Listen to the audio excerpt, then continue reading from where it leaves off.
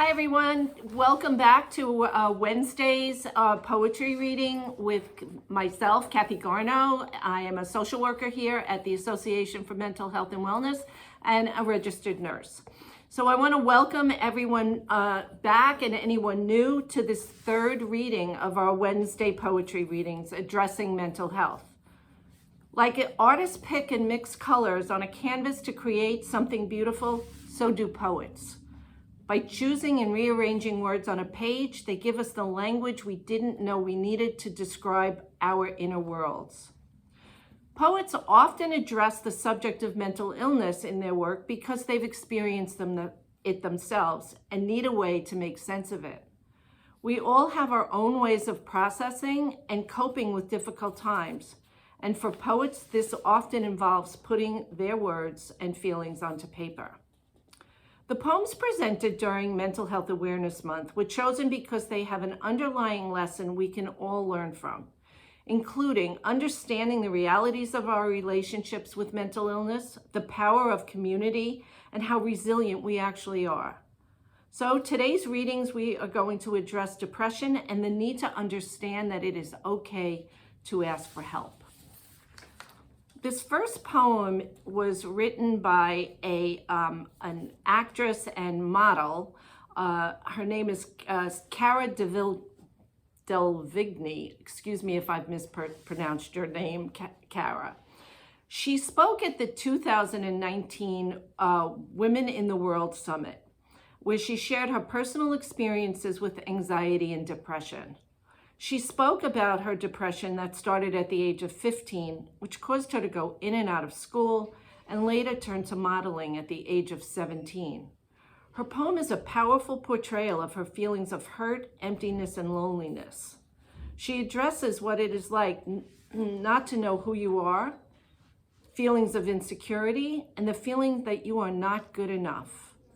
While speaking at the summit, she stated, "I thought I was completely alone. I realized, though, how lucky I was with that, what a wonderful family, wonderful friends I had. But that didn't matter. I wanted the world to swallow me." She stressed how mental illness and depression is not something to be ashamed of, wishing as a teenager she had realized that other people go through it, that she could talk to other people. You are not alone, you are not an alien, and how important it is to accept yourself no matter what, to love yourself and to embrace your flaws. The Women in the World Summit can be viewed on YouTube, where she speaks about more fully about her experiences with depression. Okay. Who am I? Who am I trying to be? Not myself, anyone but myself. Living in a fantasy to bury the reality, making myself the mystery. A strong facade disguising the misery. Empty, but beyond the point of emptiness. Full to brim with fake confidence. A guard that will never be broken because I broke a long time ago. I'm hurting, but don't tell anyone. No one needs to know. Don't show or you failed. Always okay, always fine, always on show. The show must go on. It will never stop. The show must not go on, but I know it will. I give up. I give up giving up. I am lost. I don't need to be saved. I need to be found. Okay. And the last poem I'm going to read is from a book by a writer, Rupi Kaur. She has a book called The Sun and Her Flowers, which is described as a journey of wilting, falling, rooting, rising, and blooming. When the world comes crashing at your feet, it's okay to let others help pick up the pieces. If we're present to take part in your happiness, when your circumstances are great, we are more than capable of sharing your pain.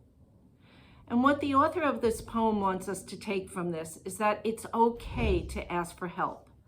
Those in our community care about us and are happy to support us if we let them.